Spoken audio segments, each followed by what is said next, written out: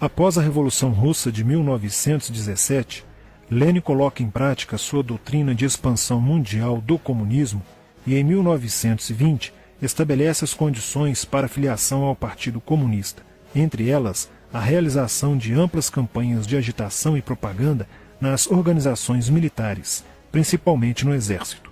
Em 25 de março de 1922, nasce o Partido Comunista do Brasil, o PCB. O novo partido aceitava as ordens diretas de Moscou.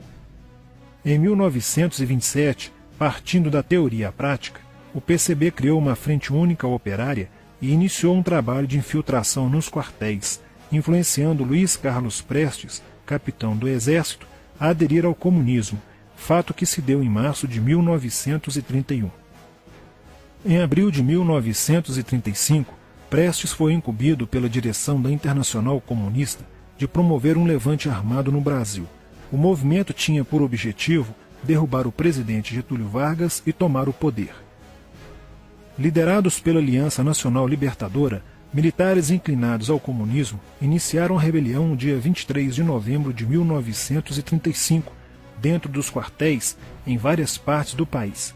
Mas devido à falta de organização dos ataques e à ausência do apoio popular, o exército derrotou os comunistas e evitou o golpe de Estado. Em seguida, Prestes é preso e perde a patente de capitão. Com o advento da Segunda Guerra Mundial e a invasão da Rússia pelos nazistas, a política exterior soviética muda e Stalin tenta ganhar o apoio das democracias ocidentais. O PCB redireciona sua política seguindo disciplinadamente a orientação de Moscou e apoia Getúlio Vargas. Após o final da Segunda Guerra Mundial, o PCB reinicia a agitação das massas populares e tenta desestabilizar o governo Dutra através de uma política conspirativa. Durante toda a década de 50, Moscou, através de suas redes apoiadas pelos partidos comunistas no mundo inteiro, tentava desestabilizar as democracias ocidentais. Como consequência, nessa época, em muitas universidades ocidentais, predominava uma visão social esquerdista, sendo que grande parte do terceiro mundo aclamava o modelo soviético como a estrada para a justiça social. Muitos intelectuais se declaravam marxistas. Assim, a conjuntura era altamente favorável ao comunismo, o que provocou sua expansão dramática até o final da década de 50, com a vitória da Revolução Cubana. Isso fez o PCB defender com mais intensidade a luta armada como a única solução viável e progressista dos problemas brasileiros.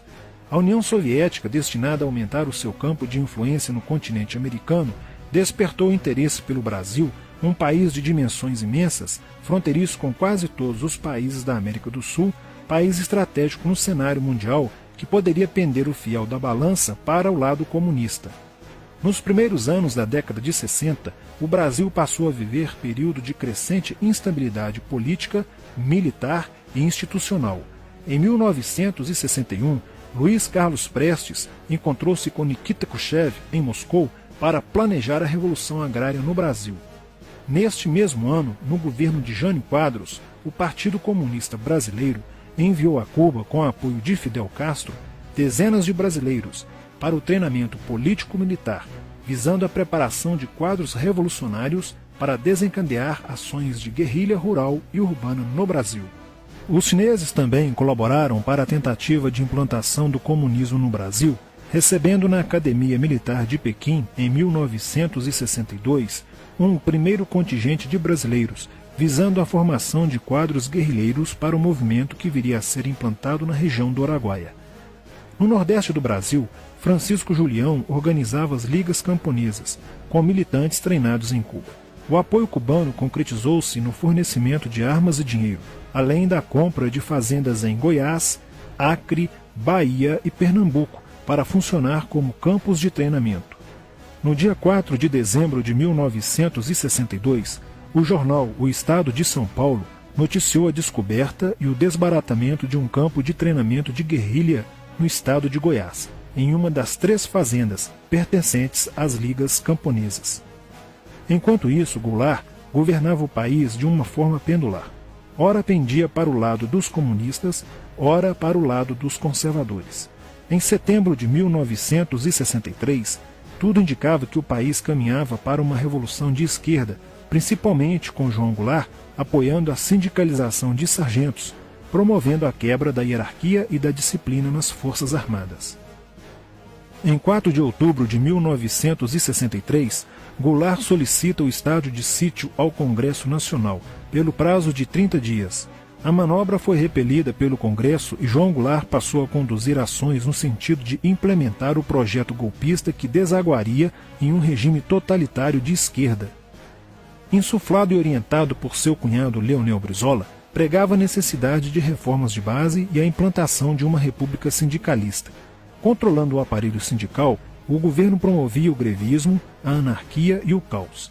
O país passou a viver dias de intranquilidade, estagnação econômica e inflação descontrolada. Em meio à crescente radicalização do ambiente político, Leonel Brizola era a liderança que unificou as esquerdas na frente de mobilização popular, criando o grupo dos 11 companheiros para tomar o poder pela luta armada. Segundo Brizola, o grupo dos 11 seria a vanguarda avançada do movimento revolucionário, a exemplo da Guarda Vermelha da Revolução Socialista de 1917 na União Soviética. Alheio às críticas que lhe endereçavam militares e oposição civil, João Goulart e o PCB mantinham entendimentos constantes. No dia 13 de março de 1964, um comício realizado na Praça Central do Brasil, no Rio de Janeiro, ficou conhecido como a Comissão das Reformas. Mais de 100 mil pessoas participaram, pedindo a legalização do PCB e a entrega de armas ao povo para a luta armada. No palanque estavam João Goulart, Miguel Arraes e Leonel Brizola.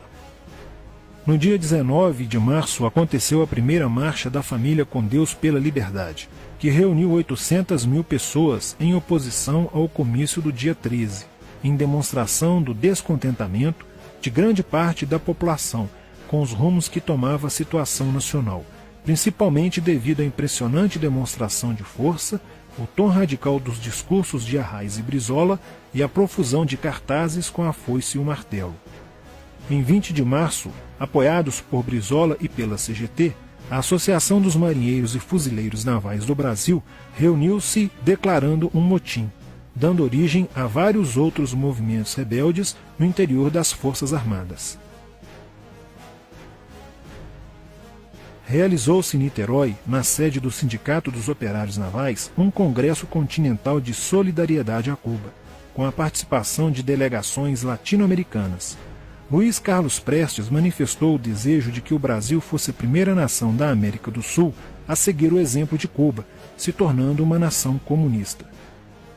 Na véspera de 30 de março de 1964, João Goulart, ignorando o pedido de assessores e do seu líder na Câmara, Tancredo Neves, compareceu à sede do Automóvel Clube para uma homenagem da Associação dos Sargentos da Polícia Militar.